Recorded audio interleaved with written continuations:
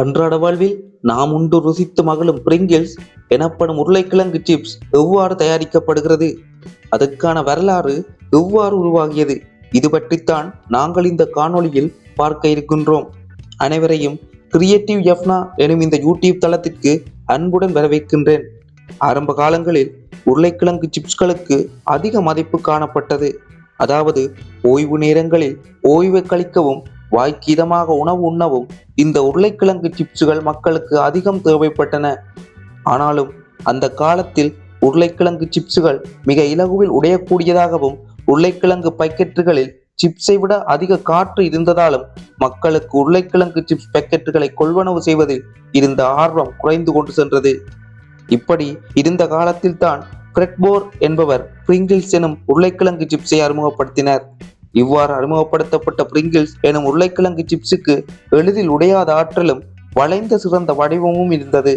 இந்த இயல்புகளால் பிரிங்கிள்ஸ் மக்கள் மத்தியில் மிகவும் வரவேற்பு பெற்றது. இந்த பிரிங்கிள்ஸ் 100% உருளைக்கிழங்கால் உருவாக்கப்பட்டது அல்ல. இதில் 42% மட்டுமே உருளைக்கிழங்குகள் உள்ளன. மிகுதி 58% அரிசிமா, சோளமா, கொழுப்பு, தாவர எண்ணெய் மற்றும் சுவையூட்டும் உப்புக்கள் என்பவற்றின் கலவையே. இவ்வாறு அனைத்தும் சரியான விகிதத்தில் கலக்கப்பட்டாலே நாங்கள் இங்கு அந்த சுவையான பிரிங்கிள்ஸை சுவைக்கலாம். இதற்காக பாரிய அளவு நிலப்பரப்பில் உருளைக்கிழங்குகள் பயிரிடப்படுகின்றன. பயிரிடப்பட்ட உருளைக்கிழங்குகளை மிகப்பெரிய இயந்திரங்கள் நிலத்திலிருந்து பிரித்து ஒன்றாக்குகின்றன. ஒன்றாக்கப்பட்ட உருளைக்கிழங்குகள் தரம் பிரிப்பதற்காக தொழிற்சாலைகளுக்குள் கொண்டு செல்லப்படும். அங்கு மிகப்பெரிய கொன்வேயர் பெல்ட்டுகள் மூலம் தரம் பிரிக்கப்படும் இடத்திற்கு செல்லும். அங்கு பொருத்தப்பட்டிருக்கும் சென்சார்கள் பழுதாகியுள்ள உருளைக்கிழங்குகளை பிரித்து இனங்கண்டு அதனை அகற்ற சிறப்பாக பொருத்தப்பட்ட செயற்கை கரங்களுக்கு சிக்னல்கள் கொடுக்கும். ஆக சிக்னல்களை பெற்ற அந்த செயற்கை கரங்கள் பழுதான உருளைக்கிழங்குகளை புறந்தள்ளும். இப்போது தெரிந்தெடுக்கப்பட்ட உருளைக்கிழங்குகள் மட்டும் தமக்கான கொன்வேயர் பெல்ட்டில் பயணம் செய்து அடுத்த கட்ட செயல்முறைக்கு தயார்படுத்தப்படும். நான் குறிப்பிட்ட அடுத்த கட்ட செயல்முறை என்பது நீர் கொண்டு கழுவி சுத்தம் செய்யும் செயல்முறையே ஆகும்.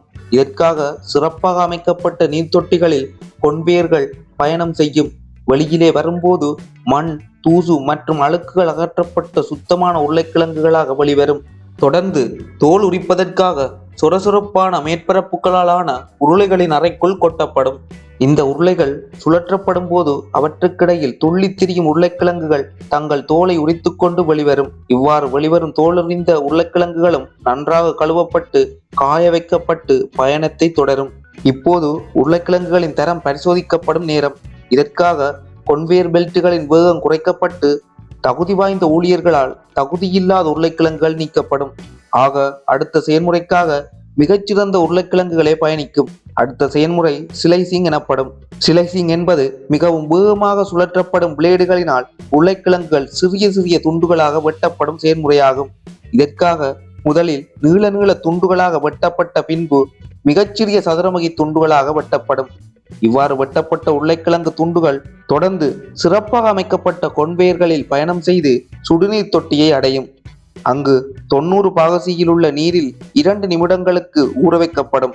ஊற வைக்கப்பட்ட இந்த சிறிய சதுரமுகி துண்டுகள் தொடர்ந்து பயணம் செய்து அரைக்கும் ஆலைக்குள் விழுகின்றன. இங்கு இந்த உருளைக்கிழங்கு துண்டுகள் மிகவும் உயர் வெப்பநிலையில் அரைக்கப்படுகின்றன.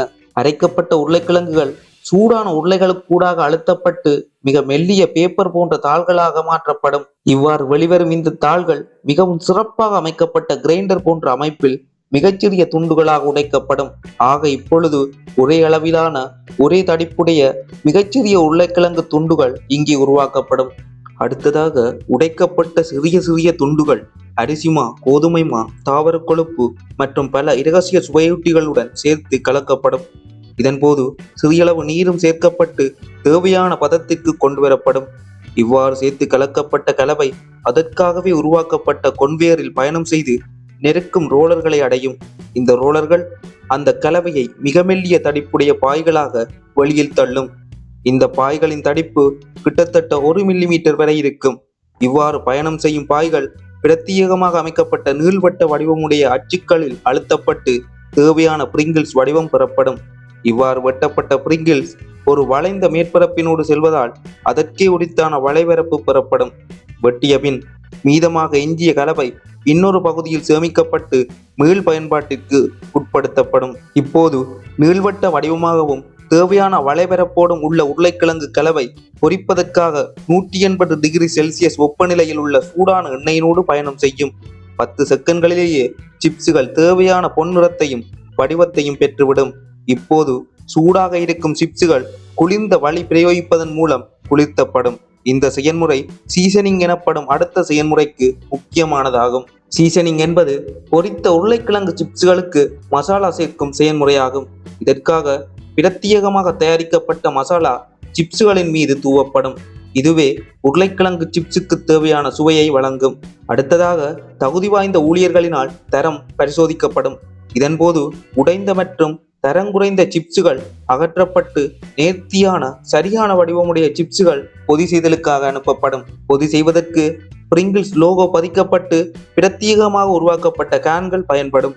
சரியான அளவுகளில் நிரப்பப்பட்ட கேன்கள் நிறைய அளக்கப்பட்டு பின்பு கேன்களின் ஆக்சிஜன் அளவு சரிபார்க்கப்பட்டு காற்று புகாதவாறு மூடப்பட்டு ஏற்றுமதிக்காக அனுப்பப்படும். ஆக இன்னொரு முறை நாங்கள் இந்த பிரிங்கிள்ஸை சுவைக்கும் போது அதற்கு பின்னால் இருக்கும் இந்த மிக நீண்ட செயல்முறை உங்களுக்கு ஞாபகம் வரும். மீண்டும் இவ்வாறு ஒரு சுவாரஸ்யமான காணொளியை பார்வையிட இந்த காணொளிக்கு ஒரு லைக் பண்ணி கிரியேட்டிவ் எஃப்னா என்ற இந்த தளத்தை சப்ஸ்கிரைப் பண்ணிக் கொள்ளுங்கள். நன்றி.